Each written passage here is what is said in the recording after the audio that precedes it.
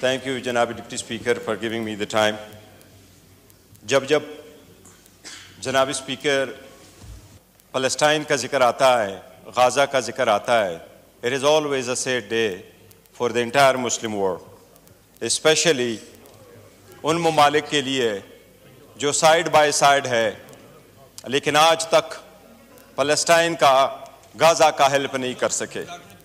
जनाब स्पीकर, मैं मुख्तसर 2-3 चीज़ें गुजारिश कराऊंगा कि जनवरी में सीज़ फायर हो गया है और मार्च में वो कोलैप्स कर गया, लेकिन जनाब स्पीकर हमें एक चीज़ देखनी होगी, फ़लस्तीन की इंटायर पॉपुलेशन वाइप्ड आउट हो चुका है सो फार।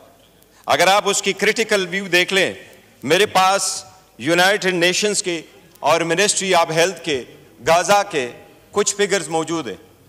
अगर उनको देखे तो इंसान सोचता है कि फ़कत इसलिए कि हमास ने इकट्ठे कर लिया, उसके जवाब में इंटायर पॉपुलेशन को आप वाइप्ड आउट करो, इसकी दुनिया की हिस्ट्री में मिसाल नहीं मिलती। जनाब स्पीकर, एवरी स्कूल, जनाब डिप्टी स्पीकर, गाज़ा का एवरी स्कूल डिस्ट्रॉय हो चुका है। जनाब स्पीकर, एवरी कॉलेज डिस्ट्रॉय हो चुका है। हर एक यूनिवर्सिटी, 12 यूनिवर्सिटी गाज़ा की वो डिस्ट्रॉय हो चुकी है। Every single unit, more than 200,000 houses वो डिस्ट्रॉय हो चुके हैं। मोर देन 50 मिलियन डिब्री वहाँ मौजूद है। यूएन वाले कहते हैं यहाँ से डिब्री हटाओ तो इस पे 20 साल लगेंगे सिर्फ वो डिब्री हटाने का। जनाब स्पीकर, सो पार 61,000 अफराद शहीद हो चुके हैं। ये ministry of health of Gaza की 61,000 लोग शहीद हो चुके हैं। 1,11,000 लोग जख्मी हो चुके हैं। इनमें जनाब स्पीकर 2/3 चिल्ड्रन और एल्डरली है। जनाब स्पीकर, इस वक्त डेफिनेटली जिनोसाइड है। एक वर्ल्ड हिस्ट्री इस मरतबा बन गया। यूएन की पहली रिपोर्ट ये आई है कि इस वक्त गाज़ा में 100% पॉवर्टी है। इस वक्त गाज़ा में 80% लोग अनएम्प्लॉयड हो चुके हैं। जनाब स्पीकर, एक चीज़ बड़ी अफसोस की बात है और वो ये कि जिस वक्त सीज़ फायर हो गया है, जनाब स्पीकर, सीज़ फायर के वक्त ये भी तय हो गया था कि कितने हाउसिंग यूनिट बाकी जगहों से गाज़ा में जाएंगे, मुस्लिम दुनिया उसको इन्फोर्स नहीं कर सकी। ये भी तय हो चुका था कि कितने कार्गो जाएंगे फूड्स के गाज़ा में, लेकिन मुस्लिम दुनिया देखते रही। इजराइल तो अपने हॉस्टेजेस को लेके चला गया, लेकिन मुसलमान दुनिया अपने बच्चों को वहां सिर्फ वो मिल्क पाउडर तक वहां पहुंचा नहीं पाए। जनाब स्पीकर, मुसलमानों की हमारी बड़ी बदकिस्मती है। हमें अपने गिरबानों में झांकना होगा। आज इस ईवान का हाल देख के हम टूटे हुए पड़े होते हैं। आज हमारी सिंसेरिटी का और सीरियसनेस से ये हाल है, ये ईवान खाली पड़ा हुआ है। लेकिन मिसाल तो ले इजराइल की। अगर इजराइल के खिलाफ बोलता है तो उठाओ जरा वो पार्लियामेंटेरियन जो ऑस्ट्रेलिया में उठे और वो उठ करके रो पड़ते हैं। वो न्यूजीलैंड में उठा के देखो, वो रो पड़ती है। कनाडा में लोग उठे, वो रो पड़ती है। हम कहते हैं हम जन्नती हैं, जन्नत हमारा मीरास है। जन्नत उन लोगों का मीरास सही जहां ह्यूमैनिटी पे अफसोस हो तो वहां उनका खून उबरे। हर मुसलमान दुनिया में जागीर बिठा रखे अपने लोगों के साथ जुल्म करो। जो अपनों के साथ जुल्म करते, अपनों को तोड़ते हैं, वो इजराइल के खिलाफ कैसे इकट्ठे हो? जनाब स्पीकर, मुस्लिम दुनिया एक काम नहीं कर सकी। कल आपने देखा और कहा भी जा रहा है कि हर जगह पे जलसा जुलूस हो रहा है। बड़े अफसोस के साथ जुलूस की तरफ देखना पड़ता है।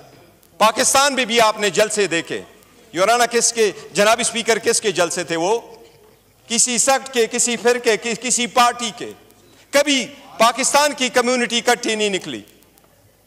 अगर निकला है तो पीटीआई निकली है, निकला है तो जेयूआई निकली है, निकला है तो पीएमएलएन निकली है, निकला है कोई तो पीपल्स पार्टी निकली है। एक उम्मत बन के कोई बाहर नहीं निकला कि एक ही झंडा हो कि हम फलस्तीन के हक में इजराइल के खिलाफ खड़े होते हैं। डिवाइडेड है। जनाब स्पीकर, यही वो डिवीजन है जिससे मुसलमानों का नुकसान हो रहा है। मैं कह रहा हूं ये वक्त है, ये हाउस भी रिजोल्यूशन पास करे। जनाब स्पीकर, हम चाहते हैं कि यूएन से मुतालिबा करे, OIC से मुतालिबा करे और हम चाहते हैं कि अरब लीग से मुतालिबा करे। बिकॉज एक चीज इस वक्त जो उमड़ रही है, ایک نیا آواز لگایا جا رہا ہے، اور وہ یہ کہ اب غزہ کے لوگوں کا تو غزہ کی زمین پہ بھی کوئی حق نہیں ہے. ان کو یہ کہا جاتا ہے زمین خالی کرو تاکہ ہم یہاں بڑے اچھے سے بیچز بنا لیں. جناب اسپیکر، اس کے خلاف دنیا کو متحد کرنا ہوگا.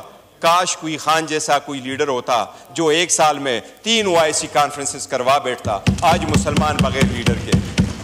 جناب اسپیکر، یہ ہاؤس پرزور مطالبہ کرے انٹرنیشنل کمیونٹی سے اور مسلمانوں سے کہ اپنے بلاک کو مضبوط کر لو. فار گاڈ سیک، باقی چیزیں تو اپنی جگہ، لیکن انسانیت کی خاطر تو اکٹھے ہو جاؤ. Thank you G.